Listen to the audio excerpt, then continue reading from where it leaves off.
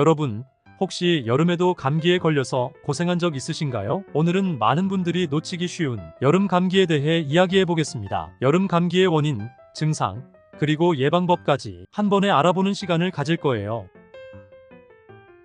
그럼 시작해 볼까요? 우리는 매일같이 출퇴근길에서 에어컨이 빵빵한 지하철을 탑니다. 어느 날 갑작스럽게 목이 칼칼하고 콧물이 나기 시작했습니다. 처음엔 그냥 에어컨 바람 때문이라고 생각했지만 다음날 아침 일어나 보니 열까지 나는 겁니다. 설마 여름에도 감기에 걸릴 수 있을까? 우리는 믿기 어려웠습니다. 감기를 예방하려면 우리가 먼저 원인을 알아야 하는데 감기의 원인이 뭘까요?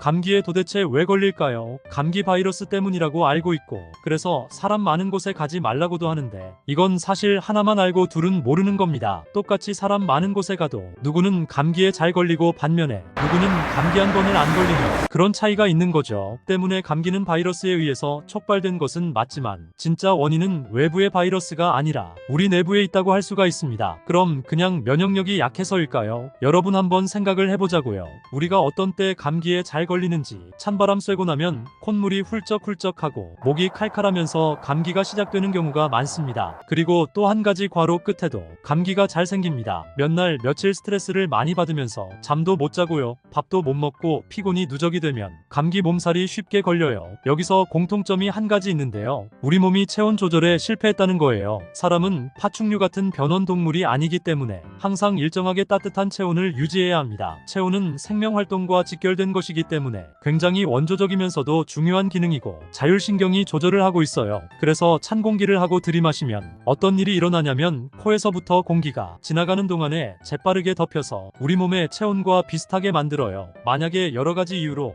이런 기능이 잘 안 되면 찬 공기가 그대로 안쪽으로 들어오면서 심부 온도가 뚝 떨어질 수가 있고요. 이렇게 되면 체온을 더 이상 뺏기지 않기 위해서 뇌에서는 피부 표면에 혈관을 닫게 됩니다. 이때 으슬으슬 미열이 생길 수가 있어요. 아, 그럼 괄호는 또 온도하고 무슨 상관이야 라고 의아해 하시는 분들도 있을 텐데 꼭 외부의 찬 공기 때문이 아니더라도 정신적으로 그리고 육체적으로 괄호에서 에너지를 심하게 발산하고 나면 몸속의 신부 체온이 일시적으로 뚝 떨어지기 때문에 열과 에너지를 보존하기 위해서 체포의 혈관이 닫히게 됩니다.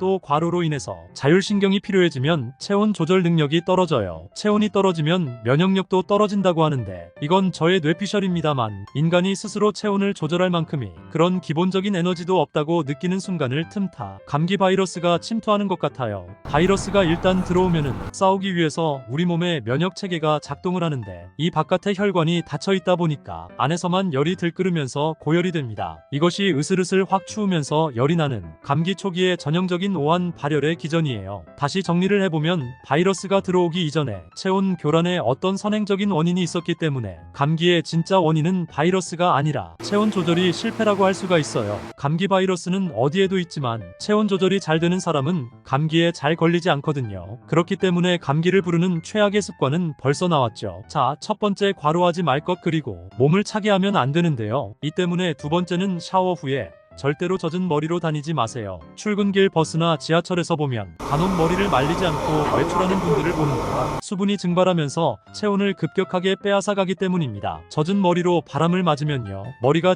지끈지끈하면서 두통과 함께 감기로 직행할 수가 있어요. 옷도 마찬가지인데요. 땀 때문에 젖은 옷을 입고 있으면 땀이 마르면서 체온을 뺏어가기 때문에 예를 들어서 밤새 땀을 흘려서 옷이 젖었다 하면 빨래 마른 옷으로 갈아입으셔야 합니다. 세 번째, 찬물 찬 음료는 마시지 마세요. 감기는 바이러스 때문이지 찬 거라는 관계 없는데요. 뭐 이런 얘기를 들은 적이 있는데요. 찬 음식을 먹으면 몸속에 미세혈관들이 수축을 합니다. 혈관이 열려 있어야 따뜻한 피가 돌면서 내가 들이마신 참 공기를 빠르게 히팅할 수가 있는데 찬 음료를 하루 종일 마시고 있으면 코에 이런 기능을 떨어뜨리고 냉기가 기관지와 폐로 바로 들어가게끔 만듭니다. 따뜻한 물을 마시고 따뜻한 음식을 먹으면 코끝까지 혈액순환을 도와서 훈증하는 작용을 하게 됩니다. 그리고 네 번째, 입으로 숨 쉬지 마세요. 자, 코로 호흡을 하면은 코 속 점막에서 분비되는 그 점액질 그리고 점막 표면을 산모가 공기 중에 바이러스나 세균을 1차적으로 걸러주지만 입으로 숨을 쉬면 안 그래도 면역력이 떨어져 있는데 이런 필터 기능이 없어지기 때문에